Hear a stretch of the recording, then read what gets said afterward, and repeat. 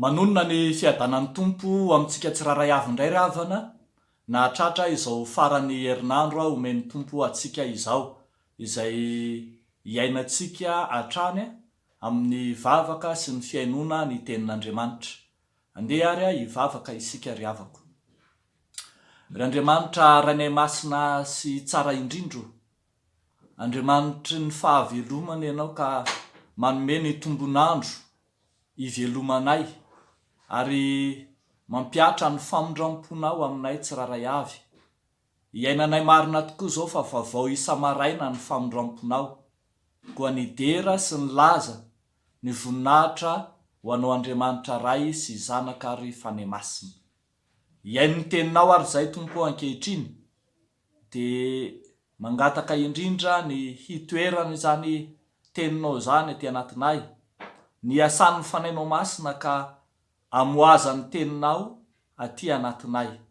Miasa feno ao anatinay amin'ny anaran'i Jesosy Kristy Tompo, amin'ny fampanjakana ny teninao.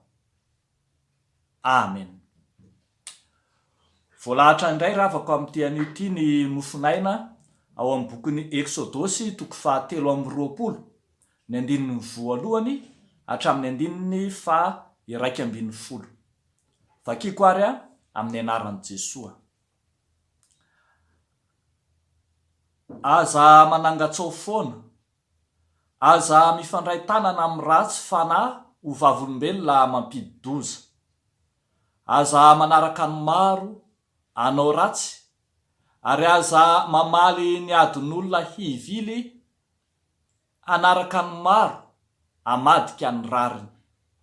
Aza mandravaka ny tenin'ny malahelo eo amin'ny fandaharan-teniny ianao.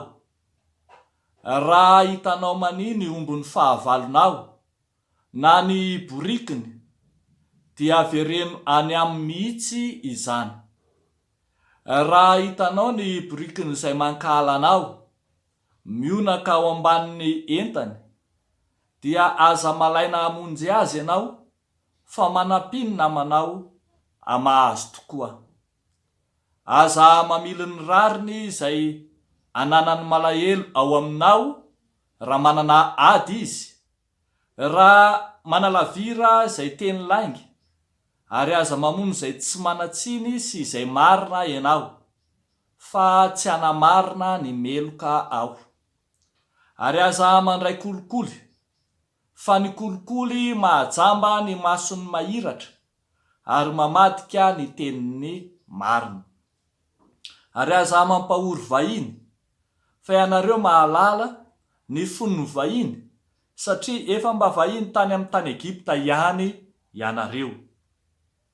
Ary taona no amafazanao ao amin'ny taninao sy anangonanao ny vokatra, fa amin'ny taona fahafito kosa dia hatsahatrao tsy ho volena izy, mba hisy ho an'ny malahelo amin'ny firenenao, ary izay sisa amin'ireo dia mba ho an'ny biby any an-tsaha kosa.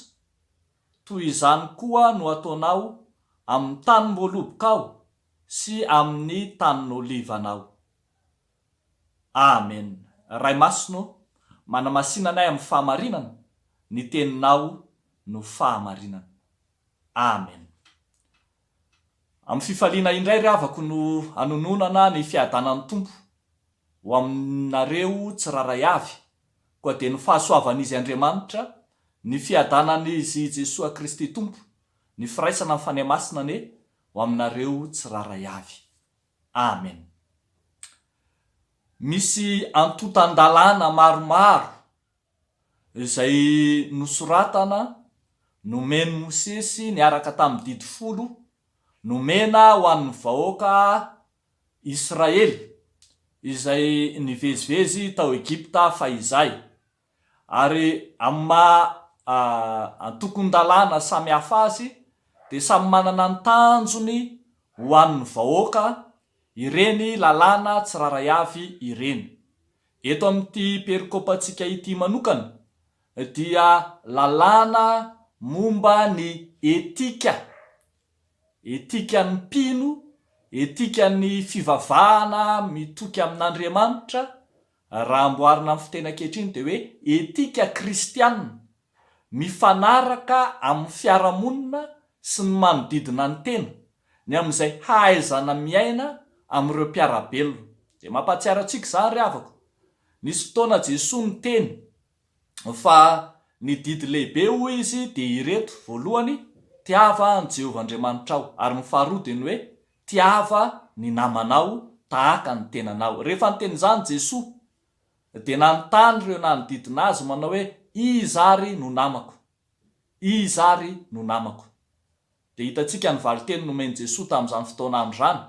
Fa eto amin'ity mofinaina ity koa dia mampianatra antsika hitodika sy hampahatsiaro izay tokony ho namantsika ity soratra masina ity. Fanontaniana zany dia ny hoe iza no namako? Valiny, voalohany, ny fahavalonao.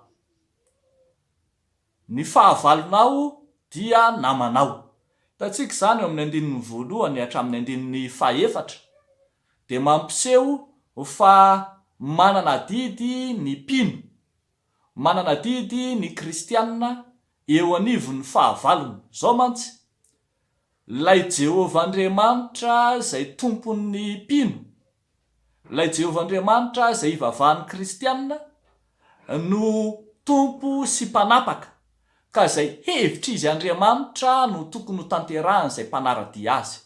Arak'izany, tena hevitra izy Andriamanitra mihitsy ny hiheverana ireo izay heverina fahavalo.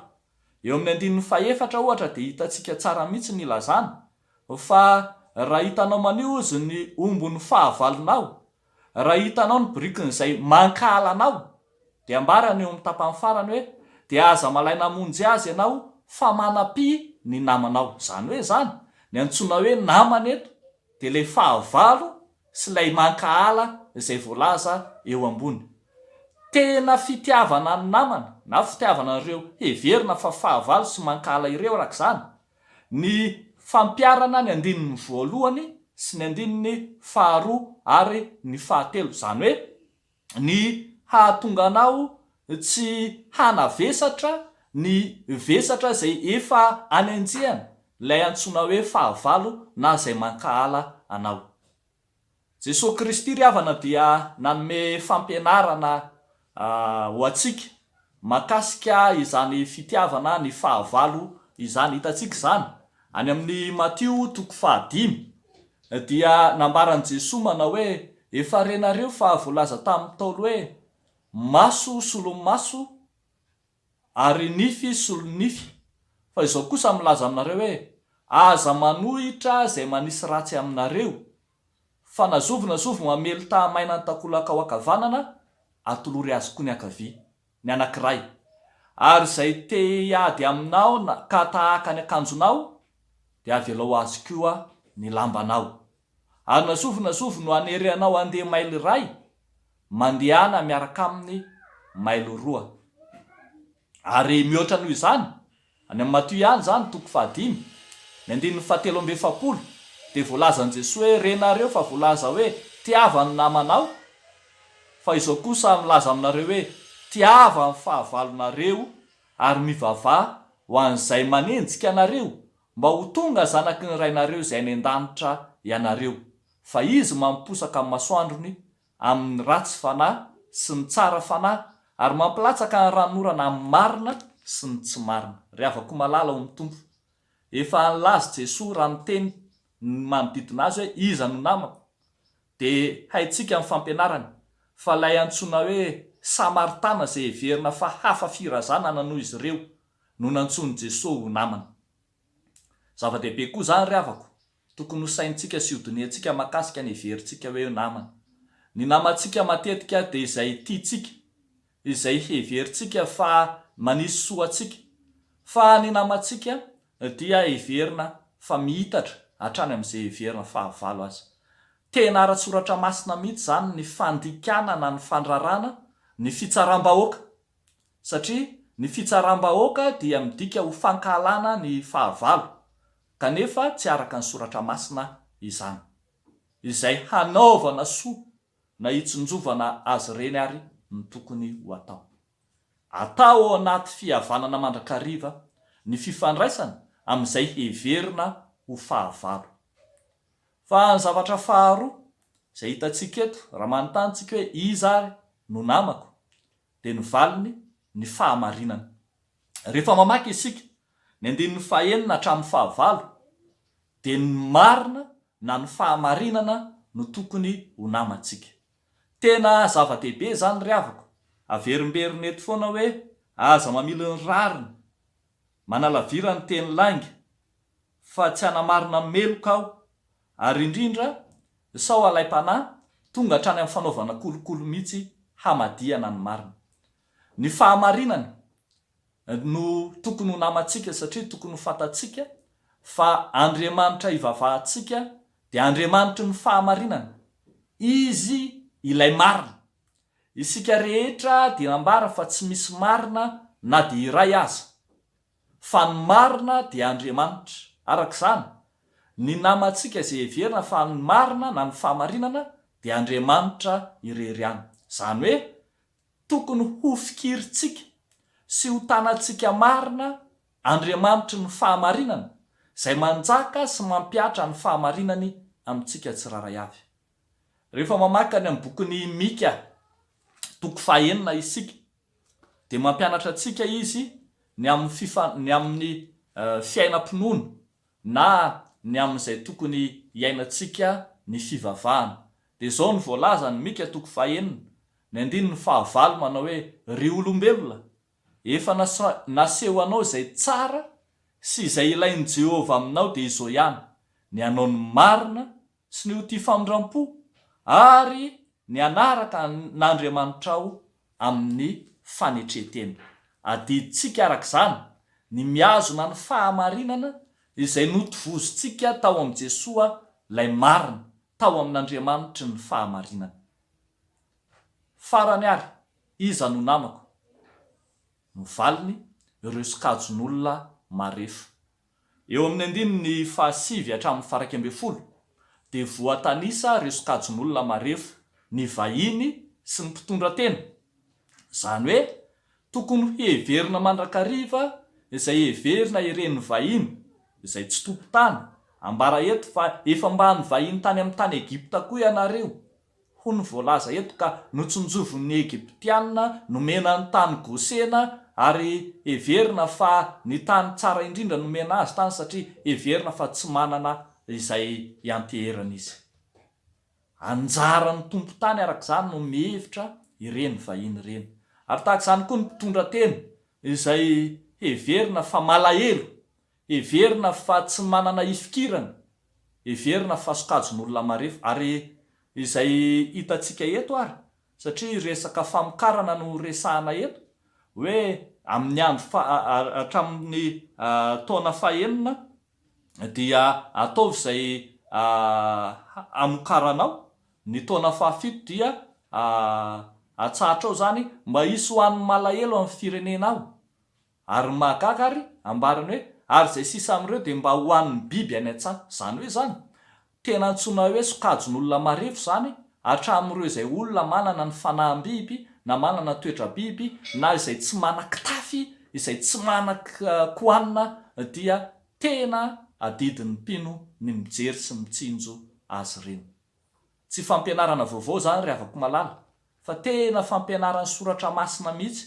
Rehefa mamaky isika ohatra ny bokin'ny Jakoba, hitantsika eo amin'ny Jakoba toko 1 dia izao ny fampianarany Jakoba ny 17 manao hoe izao no fivavahana madio sady tsy misy loto eo anatrehan'Andriamanitra ray, ny mamangy ny kamboty sy ny mpitondra tena amin'ny fahoriana sy ny miaro ny tena tsy hisy pentipentina avy amin'izao tontolo izao. Mijery ireo sokajon'olona marefo. Ary efa hitantsika raha teo zany any amin'ny faminanian'i Isaia toko 7:50, ny amin'izay ny 1 ny amin'izay hitenenana ireo sokajon'olona marefo ireo, ka hitenenana hoe tsy izao va ny fivadiana izay ankasitrahako ho Jehova, dia ny hamany fatoran'ny faharatsiana sy ny hanaboraka ny fen'ny ziga sy ny andefany ampahoriana ho afaka ary hanapatapaka ny ziga rehetra. Moa tsy ny izarany mofona ho an'ny nona va sy ny ampetrany oro manjenjena ary mba hanafianao izay hitanao mitanjaka katsirim-belona amin'ny namanao. Raha anao izany ianao dia hiposaka taminao ny fahazavan'ny maraina, tahaka ny fahazavan'ny maraina ny fahazavanao, ary ho tonga faingana ny fahasitrananao. Ry havako malala amin'ny tompo, adidy sady tombotsoan'ny mpino ny mijery ny mpiarabelona aminy, ireo sokajon'olona marefo, sokajon'olona madinika izay manana hetaheta mila vonjy. Ity ampamaranana ry havako dia ambaran'ny tenin'Andriamanitra ireo sokajy samy hafa tokony ho namantsika. Ny amehezana azy dia ny hoe aza diso namana, aza diso namana. Mandrakarivotsika ry havako malala dia mihevitra sy minamana amin'izay tsy namana, ary ihany koa tsy minamana amin'izay tokony ho namana. Ny soratra masina dia mampianatra fa hatramin'ny fahavalo sy izay mankahala ary dia tokony namana anananao adidy ihany. Ny tena namanao indrindra dia ilay fahamarinana, ilay Andriamanitra marina izay mampanjaka ny fahamarinana amin'ny fiangonana. Ary tsy tokony adonontsika rahateo. Ireo sokajon'olona madinika marefo mila famonjena, mila tsika rahateo. Dia ho an'Andriamanitra irery ihany ny voninahitra, ho amintsika kosa ny izany tenin'Andriamanitra izany. Amen. Hivavaka isika ry havako. Ry Andriamanitra ny fahamarinana, Andriamanitra namanay, ianao ilay sakaiza tena tia ka tsy mba mandao na mahafoy anay. Misaotra anao izay manaiky anay ho namanao, fa misaotra anao ihany koa manokatra ny masonay, hanana fitondran-tena miabo, mivelatra amin'ireo sokajon'olona rehetra eo anivon'ny fiarahamonina misy anay. Dia vonona izay Tompo hanokatra ny sainay sy ny fifandraisanay amin'ireny sokajon'olona ireny, ary ianao rahateo hitsinjo anay mandrakariva. Ankehitriny ary dia mivavaka ho an'ireo namanay izahay, ireo izay sokajon'olona marefo, ny mpitondra tena, ny kamboty, ny marary, ny vahiny, ny voafonja, ary ireo olona manana olana ara-pahasembanana sy ny hafa rehetra. Jesoa malalo, mba tsonjovy araka ny fombanao re izy ireny, hahatsiaro ny famondram-po sy ny fitiavanao. Dia ataonay izany mivavaka izany amin'ny anaran'i Jesoa Kristy ilay Tompo ty anay, ho anao ny dera sy ny laza ny voninahitra. Amen.